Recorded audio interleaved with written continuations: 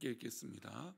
너희는 세상의 소금이니 소금이 만일 그 맛을 잃으면 무엇으로 짜게 하리요? 후에는 아무 쓸데없어 다만 밖에 버려져 사람에게 밟힐 뿐이니라. 아멘. 기도하겠습니다. 하나님, 오늘도 주의 거룩한 이름으로 하루를 살아갑니다. 하나님, 우리와 함께하여 주시고 주의 놀라운 은혜로 승리하며 복된 하루를 살기에 부족함이 없도록 하나님 복을 내려 주옵소서. 주께서 믿음의 백성들을 하나님 굳건하게 세우셔서 주님을 닮아 정말 주님을 본받아 그렇게 살아갈 수 있는 은혜가 우리 가운데 있게 하여 주옵소서. 우리가 오늘 하루 살아갈 때 어떤 마귀의 유혹과 어떤 공격에도 믿음으로 굳건하게 서게 하시고 하나님 선하시고 복된 영광을 드러낼 수 있도록 복을 내려 주옵소서. 이 시간 하나님 앞에 드려진 예물이 있습니다. 1,000번째로 드려진 예물과 더 범사에 감사하여 드려진 예물을 기뻐 받아주시고 이 시간 말씀을 나눌 때에 함께하여 주옵소서. 감사하고 거룩하신 예수님의 이름으로 기도 올려옵나이다. 아멘.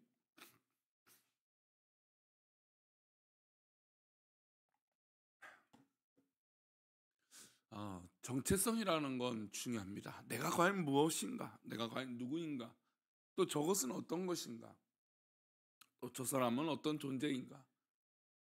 저 어떤 형태들은 무엇인가? 그러니까 이 쓰임 받는 정체성. 우리가 인간이 이 땅에 태어난 목적과 방향이 있죠. 그게 바로 정체성이죠. 우리가 과연 어떻게 살아갈 것인가? 근데 사실 요즘은 이런 정체성, 즉 이 인간적인 철학이 좀 없는 시대 같아요. 내가 왜 살아가는가? 내가 왜 이 땅에 있는가? 물론 우리가 자녀를 양육하고 또 우리의 집안을 이루는 것도 정말 중요한 정체성이죠. 그럼 하나님께서 나를 이 땅에 왜 보내셨는가? 라고 하는 이 정체성이 우리 가운데 굳건할 때 그 모든 것들을 하나하나 이겨낼 수 있는 힘이 되는 거죠. 그러니까 이 정체성이 있어야 그 사람의 방향이 있는 것이고 정체성이 있어야 그 사람이 살아갈 수 있는 이 온전한 이 삶의 모습이 분명히 뒷받침될 것입니다. 근데 최근 들어 개, 고양이 이런 말들이 이제는 개, 고양이라고 뭐 이렇게 말하지는 않죠. 이제 애완견 또 반려묘 뭐 이렇게 얘기를 합니다. 정체성이 바뀌었죠. 어떤 일종의 가축이라고 했던 뭐 이거 아니면 또 일종의 동물이었는데 이제는 이 반려동물 뭐 이래 갖고 인간이 뭐 혼자 살아가고 뭐 그러니까 이렇게 이 어떤 그런 빈자리를 채워주는 이런 이 동물을 향한 정체성들이 분명히 바뀌었죠. 함부로 예전처럼 동물을 학대하거나 해하거나 뭐 당연히 그래서도 안 됐고 옛날에도 근데 이제 뭐 그런 것들이 좀 있었다면 지금은 그랬던 법적으로도 제재를 받게 됩니다. 정체성이 바뀌었어요. 근데 하지만 좀 이런 너무 이 정체성이 바뀌는 게 사실 동물들은 그대로 있었는데 누가 바뀐 걸까요? 인간들이 바뀐 거죠. 인간들이 동물을 향한 시선이 바뀐 것이고 인간들이 세상을 바라보는 시선들이 바뀐 겁니다. 우리는 이 세상을 살아가면서 성도로서 마땅히 가지고 있어야 할 정체성이 있습니다. 성도의 정체성은 악하고 험한 세상을 살아가는데 분명한 방향이 될 것입니다. 어려운 일이 있겠죠. 힘든 일이 있겠죠. 또 괴로운 일이 있습니다. 그럴 때마다 이 성도의 정체성은 그 모든 것들을 이겨내고 견딜 수 있는 힘이 되는 것입니다. 오늘 본문은 성도의 정체성에 대해서 분명히 말씀하고 있고 특별히 이 마태복음 5장부터 7장은 우리 주님의 아주 정말 귀한 산상수훈의 말씀들이 기록되어져 있습니다.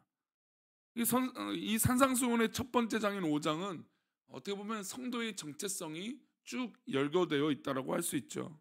먼저 우리 13절 말씀 다시 보겠습니다. 너희는 세상의 소금이니 소금이 만일 그 맛을 잃으면 무엇으로 짜게 하리요? 후에는 아무 쓸데없어 다만 밖에 버려져 사람에게 밝힐 뿐이니라. 우리는 세상의 소금이다라는 것입니다. 소금은 당연히 음식을 짜게 하는 것이죠. 적당한 짠맛이 없으면 싱거워서 먹기 어렵습니다. 또 소금은 부패를 방지하거나 여러 가지 것들을 유지하게 하는데 아주 중요한 요소가 됩니다. 그러니까 우리의 정체성은 첫 번째로 주님께서 너희는 소금이다. 우리가 세상에서 이 소금의 역할을 할 때 음식의 간을 맞추는 것처럼 우리가 바로 이 세상에 좀 부족한 것들을 채우고 또 이 제대로 된 맛이 나지 않는 어떤 이 세상의 이 가치관, 세상의 질서, 세상의 문화, 세상의 어떤 이 모든 이 공존하는 사회적 질서, 이런 부분들이 부족한 것을 우리 믿음의 사람들이 채워나가는 것이죠. 그게 바로 소금의 역할입니다. 두 번째 성도의 정체성은 세상의 빛이죠. 우리 14절 말씀입니다. 너희는 세상의 빛이라 산 위에 있는 동네가 숨겨지지 못할 것이요. 가끔 이제 고속도로를 운행하다가 야간에 보면 서울은 참 밝아요. 서울 근교만 와도 야 이제 서울 왔다, 밝아요. 하지만 지금도 지방의 어떤 뭐 고속도로나 국도로 하면 깜깜합니다. 오롯이 이 자동차의 라이트를 가지고 빛을 밝히죠.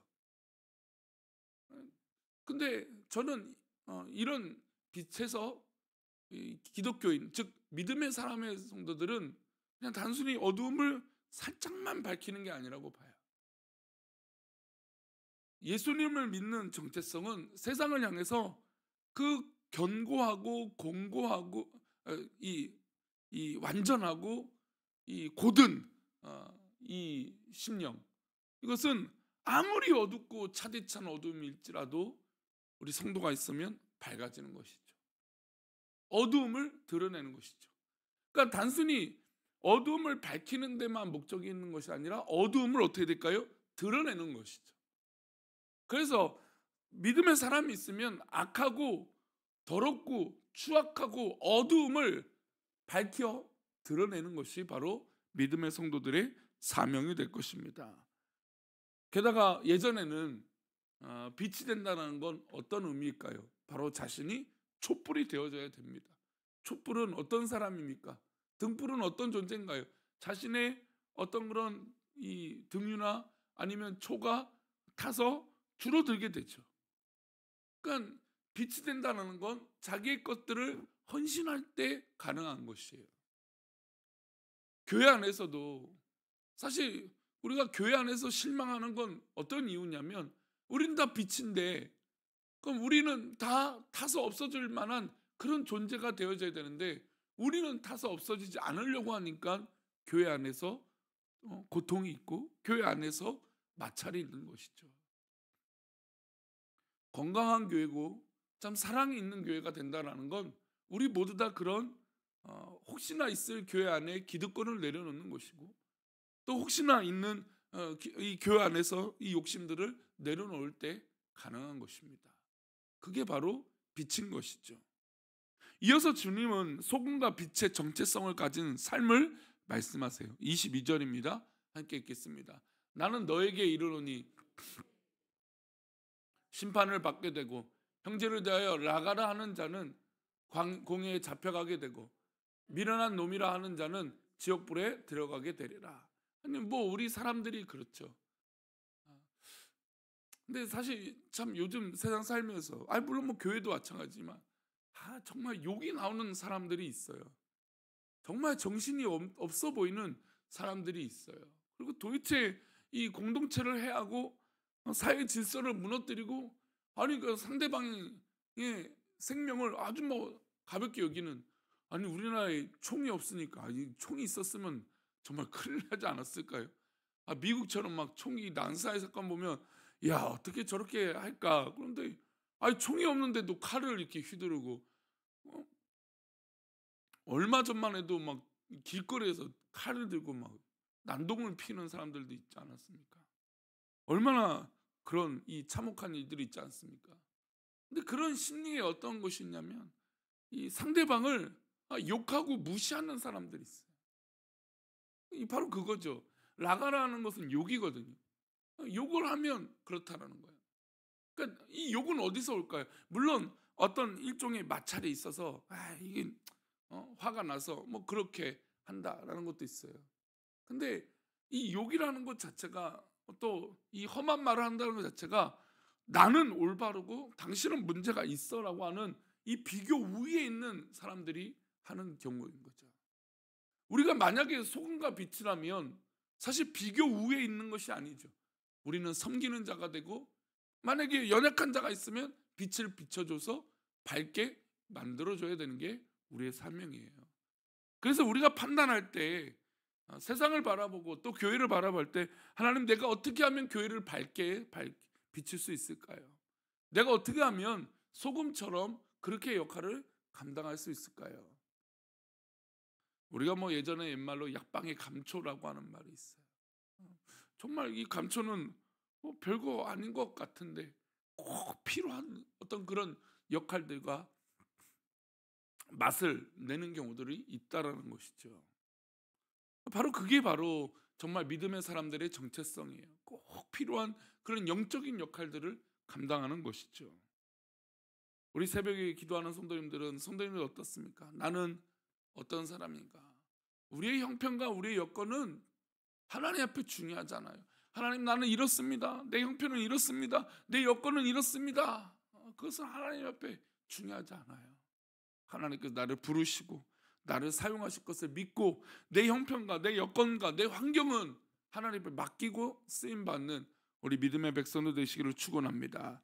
우리 28절도 보겠습니다. 함께 읽겠습니다. 나는 너에게 이르노니 음욕을 품고 여자를 보는 자마다 마음에 이미 간음하였느니라. 우리는 이 산상수훈을 볼 때 가장 주님께서 말씀하시려고 하는 것 중에 하나가 우리의 근본 자세, 즉 이 마음의 상태들을 보기 원하신다는 거예요. 우리 마음이 음욕을 품으면 이미 간음한 것이다. 우리가 지금 세상을 볼 때 가장 안타까운 건 그거예요. 물증이 없어. 어떤 뭐 증거주의니까 재판. 그 증거가 없어요. 그러나 누가 봐도 이 마음의 음욕을 품고 마음에 분명히 범죄했던 것이 보여요. 교회 안에서도 이 마음이 분명히 삐딱한 게 보여요. 그러나 드러나지 않았죠. 그럼 걸리지 않았죠. 증거가 없죠. 여러분 증거가 없다고 하나님 앞에 당당해서는 안 되는 것이죠. 우리의 마음이 이미 그런 마음이 있다면 우리는 하나님 앞에 벌써 그것이 증거가 된 거예요. 우리는 이래야 빛이 될 수 있고 소금이 될 수 있는 거예요. 소금이라는 것은 내 마음 자체가 벌써 정결해야 돼요. 저는 소금도 이 뭐 우리 금은 99.9%막 이런 근데 이 소금도 얼마나 정제가 잘 되고 이래야 이 진짜 제대로 된 소금도 등급이 있고 이 가치가 다르더라고요.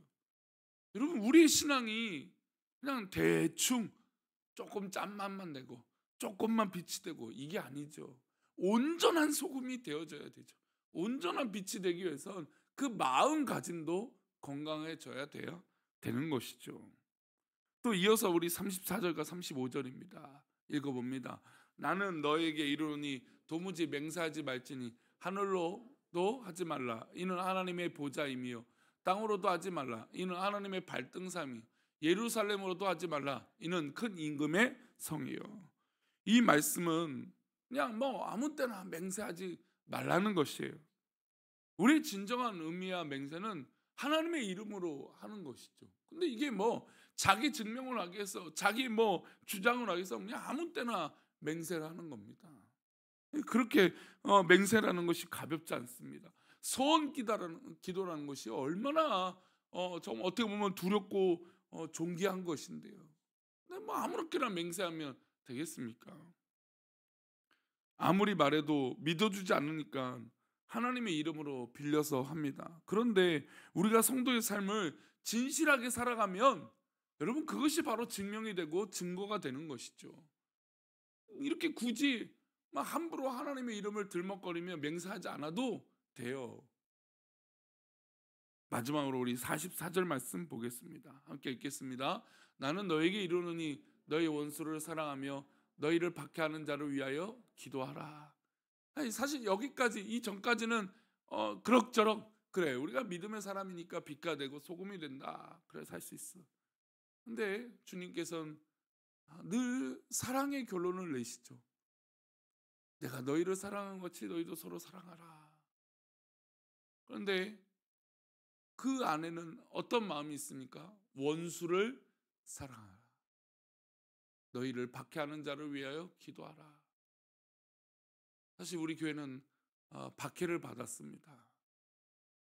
그런데 이 박해한 자를 사랑한다? 얼마나 어려운 걸 우리는 뼈저리 알고 있어요. 쉽지 않죠. 그러나 빛가 되고 소금이 되면 결국에 그 원수를 사랑해야 되는 것이죠. 쉽지 않은 임에도 불구하고 우리 마음이 원수를 사랑하지 않는 것으로 닫혀 있다면 하나님 앞에 내가 빛이요 소금이요 라고 하는 것으로 그 정체성으로 이겨내시기를 바랍니다. 그래서 우리에게 정체성이 필요한 거예요. 나는 누구인가? 나는 어떤 존재인가? 나는 어떻게 살아가야 돼야 되는 사람인가? 나는 우리 하나님 앞에 어떤 부르심을 받은 사람인가? 그런 정체성으로 승리하는 저와 여러분 되시기를 축원합니다. 기도하겠습니다. 하나님, 그렇습니다. 우리의 정체성은 하나님 앞에 빛과 소금입니다. 이 빛과 소금이 될 때 이 모든 가치와 정체성을 이루며 살아가는 기쁨이 있게 될 줄 믿습니다. 우리 성도들 흔들리지 않게 하시고 주의 놀라운 은혜 속에 살아가며 승리할 수 있도록 복을 내려 주옵소서. 주께서 믿음의 백성들에게 정말로 하나님 기뻐하시는 일들로 채우셔서 정말 흔들리지 않고 온전한 믿음의 가치, 온전한 믿음의 영광 드러내게 하여 주옵소서.